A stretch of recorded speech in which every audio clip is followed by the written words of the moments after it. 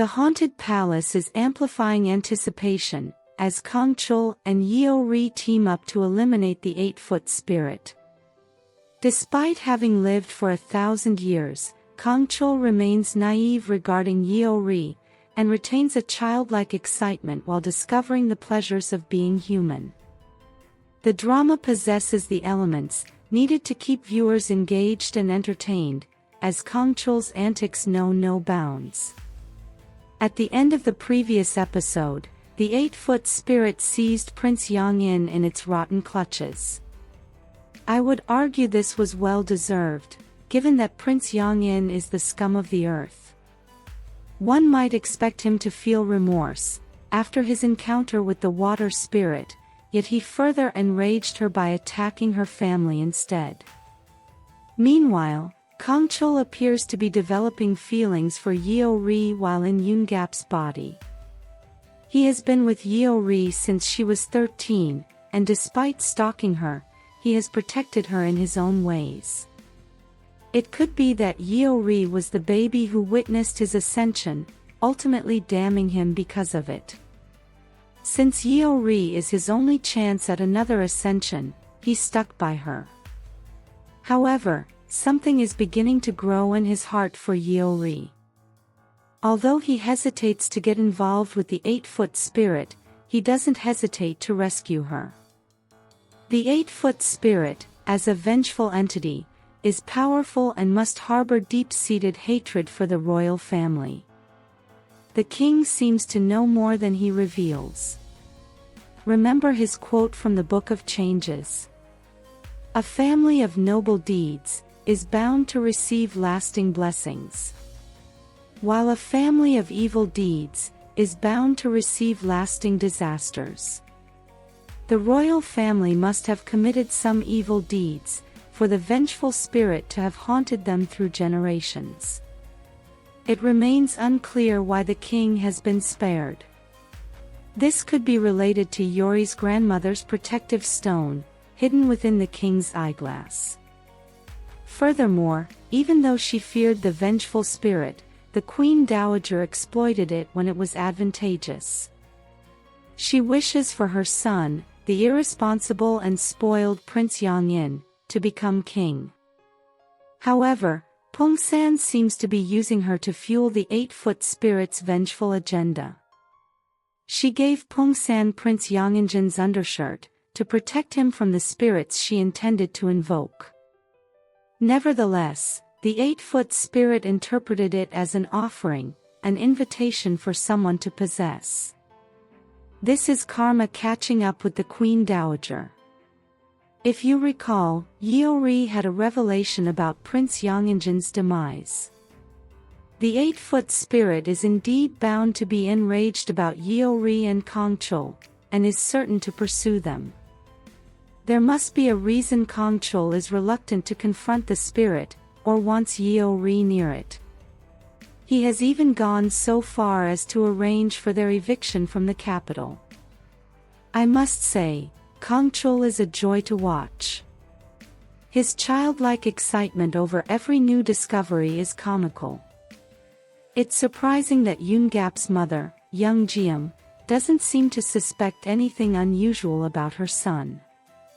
She may already be aware that KangChul is not truly her son.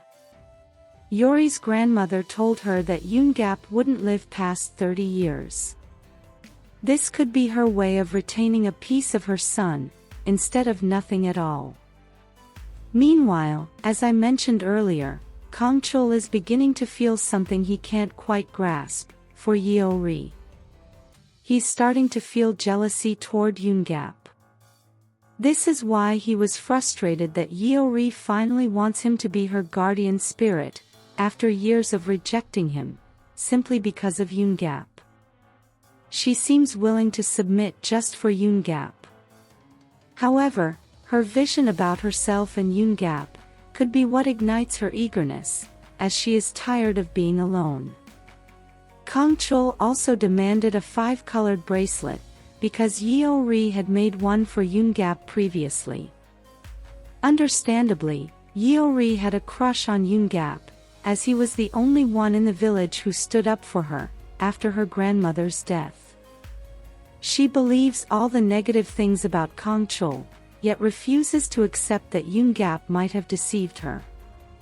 She is willing to risk her life to free his spirit from the 8-foot spirit.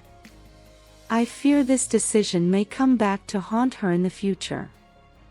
If you've noticed, she seems at ease with KangChul, as they have spent years together. She's even beginning to see the good in him. Despite having defended her in the past, YeoRi lied and attempted to exploit her. But despite his ulterior motives, KangChul has been protecting her, and does not shy away from facing challenges to keep her safe. This is why he is now willing to confront the 8-foot spirit alongside her, instead of fleeing the capital. He can be seen promising to always be by her side, in the preview for the next episode. In the end, viewers and YeoRi may find themselves conflicted about whom she should ultimately choose. YeoRi might come to realize her feelings too late. This could occur after she frees YeoRi from the 8-foot spirit, only to discover she can't have both him and KangChul, as there's only one body. Additionally, there may be a reason KangChul is trapped in YeoRi's body, and unable to escape. But as we know, her Wagyeong is never wrong. Who knew pumpkin taffy would be KangChul's undoing? After meeting with monk Gaesop in the last episode, YeoRi finally acquires her grandmother's shamanic tools. However, the look on KangChul's face suggests he could be plotting something sinister. Meanwhile, as the vengeful spirit has taken hold of the prince, the king summons YeoRi and KangChul. The king has discovered that KangChul is not human, which is confusing, as he claimed to have no recollection of their duel.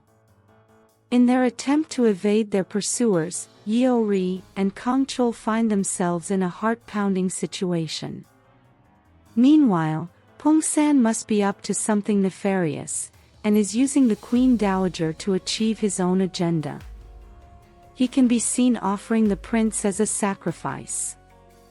The king's man finally takes YeoRi and KangChul back to the palace. What's more, the one-legged spirit makes another appearance. He would have moved on to the afterlife, had KangChul not interfered.